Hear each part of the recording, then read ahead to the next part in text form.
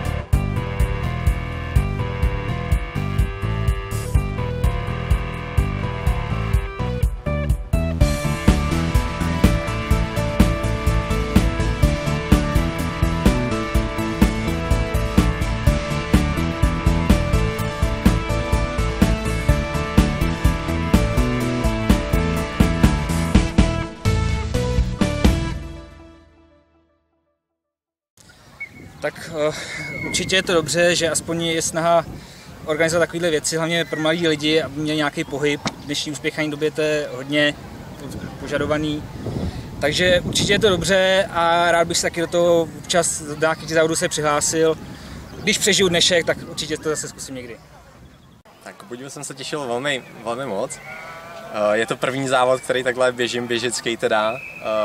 Pořadatel Zbyněk Zelený mě do toho uvrtal teda. A je to velká výzva. Natrénováno úplně nemám. Zkoušel jsem běžet asi 5-6 kilometrů, takže bude to premiéra. Letos jsem tady poprvé, na závod se těším, ale zároveň přiznávám, že se i bojím, protože jsem v životě běžela asi zatím jenom na autobus. Takže pro mě to bude obrovská premiéra a nutno říct, že mým cílem je přežít těch 10 kilometrů, ne doběhnout první. Tak já jsem tady letos vlastně po druhý už, loni už jsem běžel, nebylo to úplně ideální, jsem se s tou zatím spíš seznamoval, že jsem přepál, myslím si, že tu první polovinu běžel, letos si myslím, že už to bude mnoho lepší a těším se moc, už se těším měsíc dopředu, takže to bude super. Samozřejmě těším se strašně moc, protože je to výborná akce.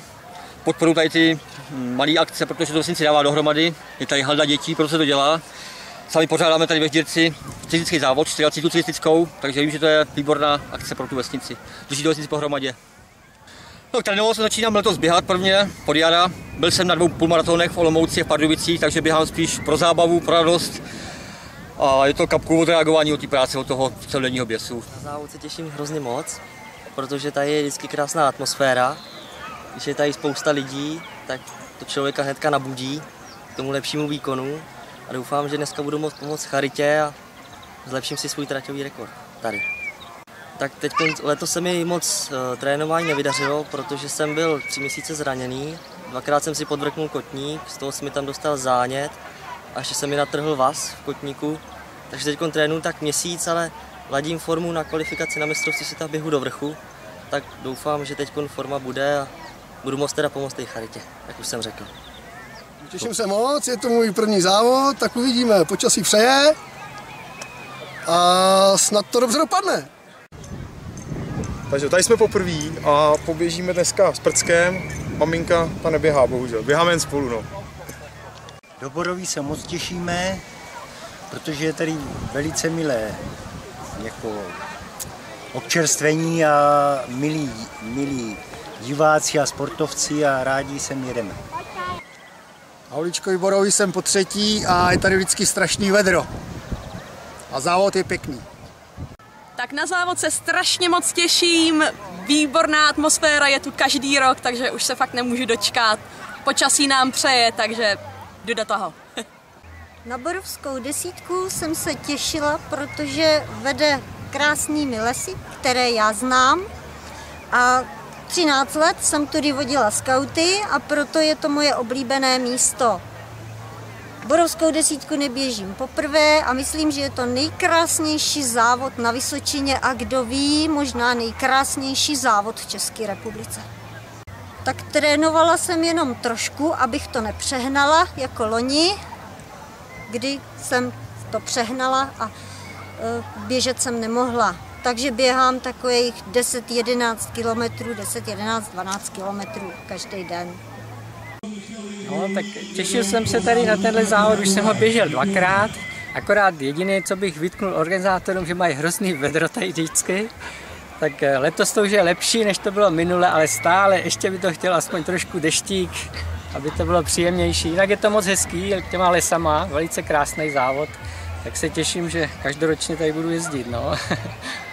Borovská desítka je moc pěkný závod, už jsem tady po třetí a oba ročníky předtím byli fantastický a letos ten počet lidí, který se vlastně navýšil, je úžasný a moc na to těším. Opravdu se těším, trénoval jsem jenom na ní letos, protože mám takový odpočinkový rok a snad to bude dobrý. Tak jak já se těším hodně, je to 4. ročník a doufám, že všichni to nějak zvládneme ve zdraví a v pohodě. Nevzal jsem si hodinky, běžím na umístění. Ještě budu si hlídat, abych byl pořád první. No, takže já se těším moc, přijela jsem ze Žďáru a mám tyhle závody ráda, protože většinou jezdím na komornější závody, kde je pár lidí, takže těchhle velkých, co je na Vysočině, je strašně málo, takže já se hrozně těším a uvidíme, jak to půjde, no, dneska. Trénink nebyl nic moc, tak si to jenom užít.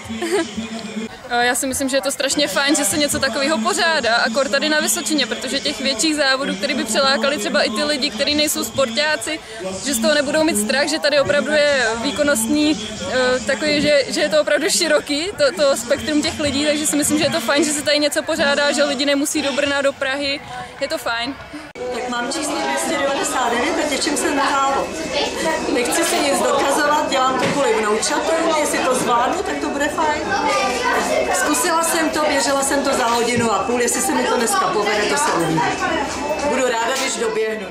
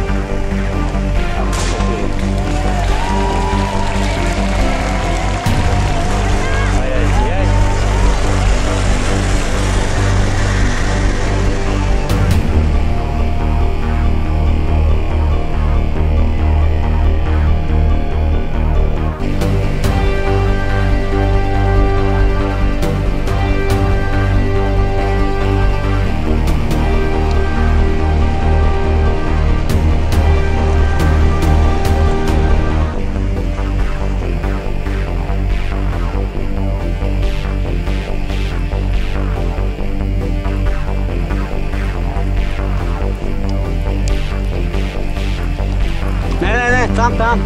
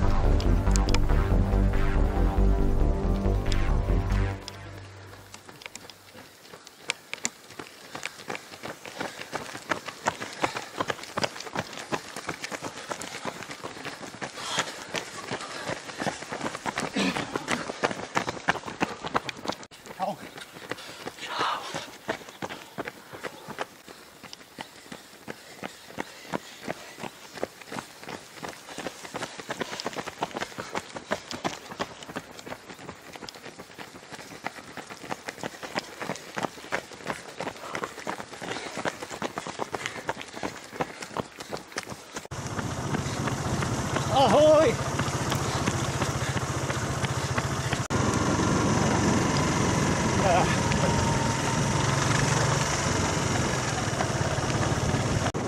Zatím dobrý, ne? Na pohodu. Dobrý. Zatím to jde. Jak se běží? Nádhera. Pohodovka. Když pravidelně pijete, není problém.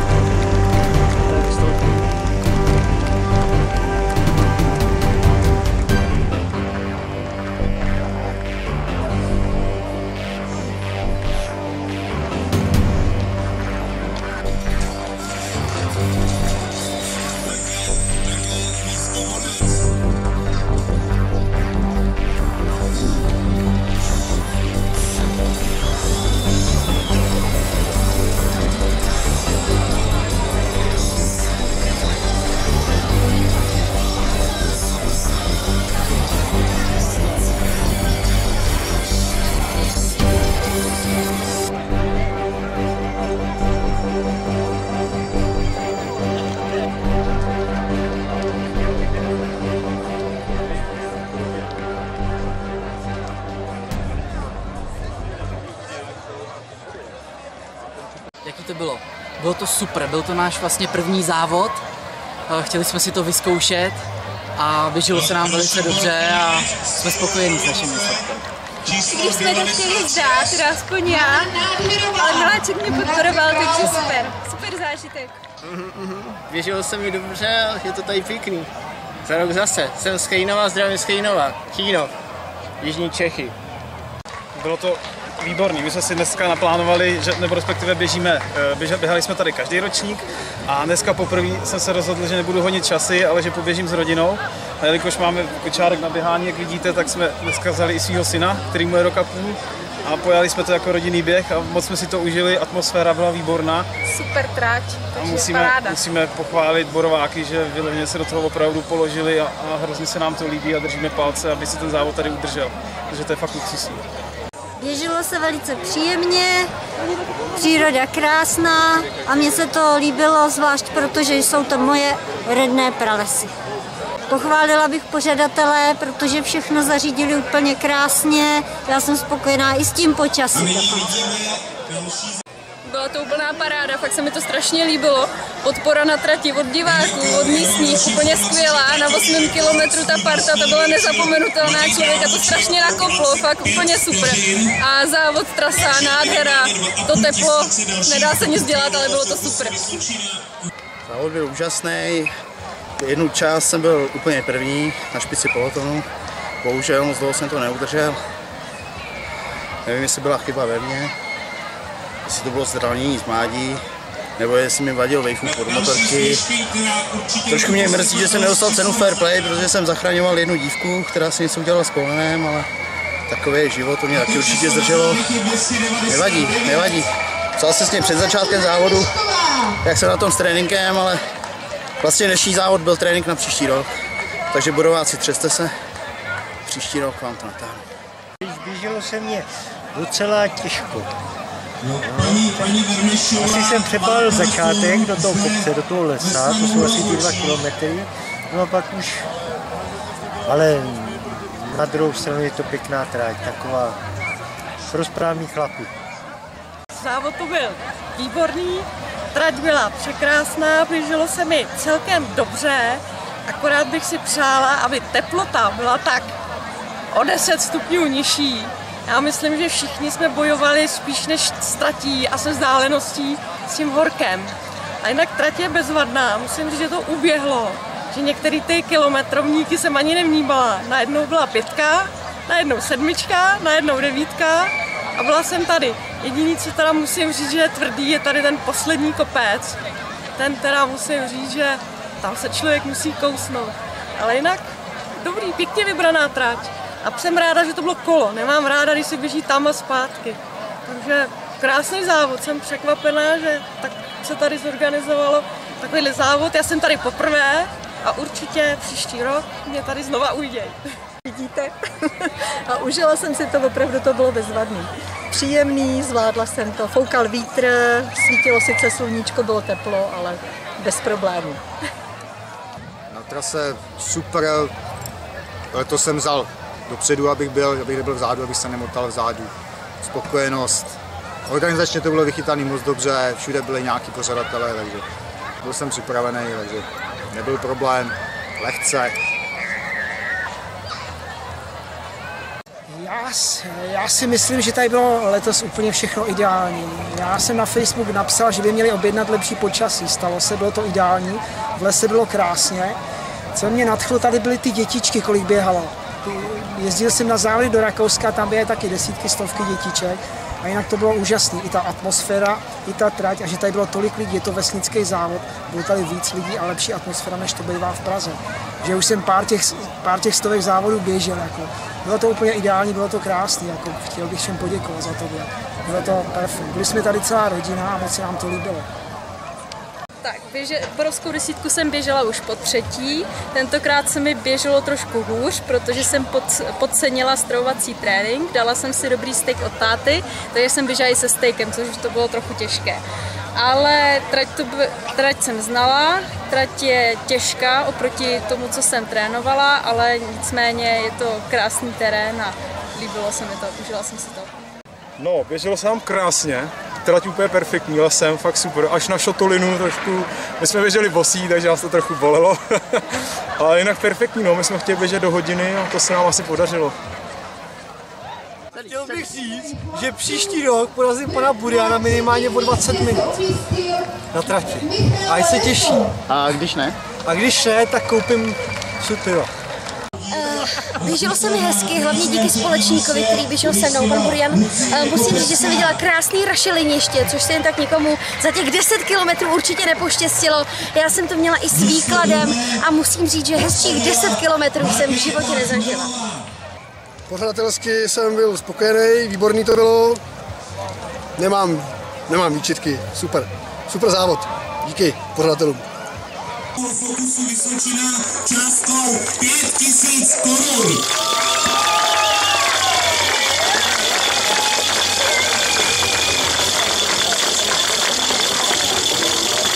Fokus Vysočina vytvořil i tyto keramické trofeje, které dostávají jednotliví závodníci z dospělých kategorií.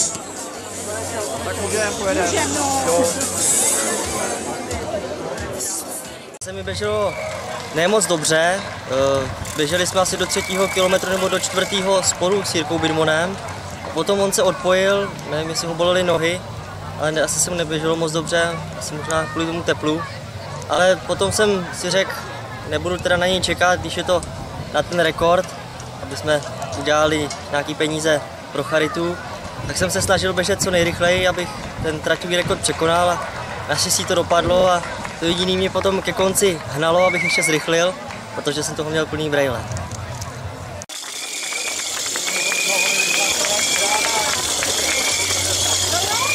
A vítězkou v kategorii borovačky se stala Michaela Blašková.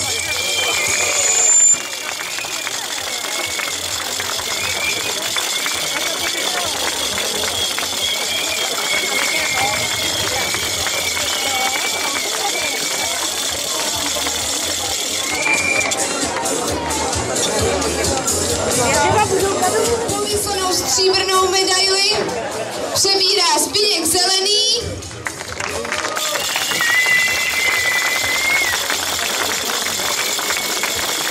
A vítězem pro borovský tým je Jarda Blažek.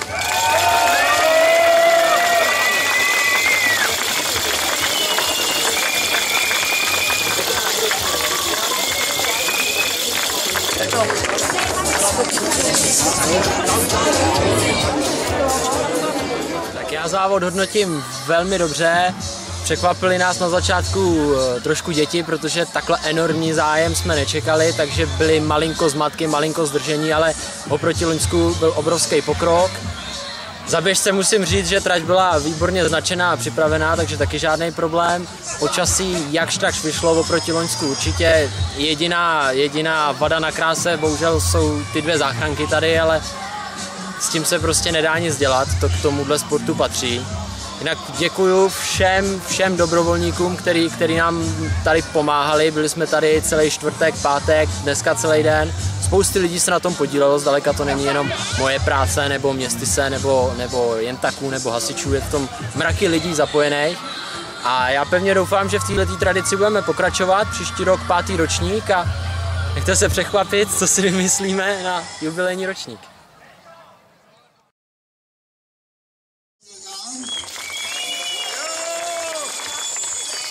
Tak jsem se zúčastnila poprvé i v borovské desítky. Pro mě to bylo náročné, protože jsem v životě neběhala, takže jsem musela trošku trénovat.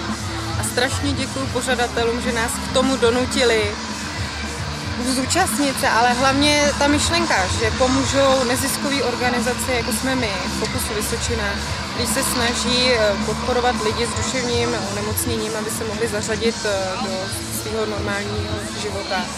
Takže ten výtěžek, který nám věnovala obec nebo městys Havlíčko a Borová, my věnujeme středisku Kotěboř a rozšíříme, zrekonstruujeme prostory denního stacionáře. Takže děkuju všem pořadatelům, bylo to tady úžasný a myslím si, že začít běhat je dobrý.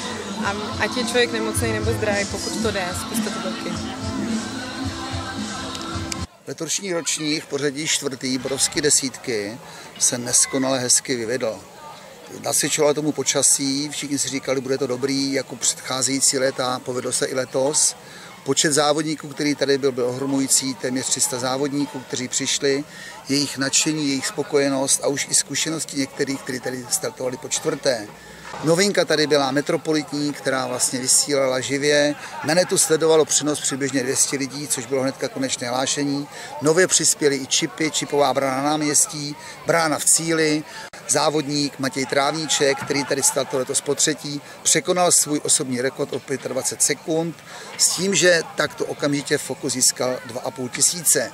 Byl jsem rád, že se to povedlo, ale vzal jsem na sebe rozhodnutí a zvýšil jsem částku ze 100 korun na 200 a odvážel si Fokus 5 tisíc korun za traťový rekord a 5 260 za startovné. 10 260 jsem předal paní ředitelce. Moc mě to potěšilo, všechny jsem tady srdečně přivítal a všechny jsem současně pozval na konci na 5. ročník, který příští rok touto dobou poslední víkend v červenci bude. Na závěr bych rád poděkoval všem organizátorům, jednak teda panu řediteli, inženýru Zbyňku Zelenému, který tady skutečně začal s touto akcí, věnuje tomu neskutečné množství času, má kolem sebe dokonalý štáb lidí, kteří normálně umí věci dělat, lidí, kteří se zajímají o ty věci. Současně už se rozšiřuje ten organizační tým o další, jsou to fotbalisti, kteří zajišťují, jsou to traťoví komisaři, jsou to hasiči, jsou to jentaci, jsou to sokolí, kteří pomáhají. Poděkování není adresné, poděkování patří všem, kteří přispívají k této akci a akce se v Boroví už zakořenila a stala se z ní tradice, což mě těší.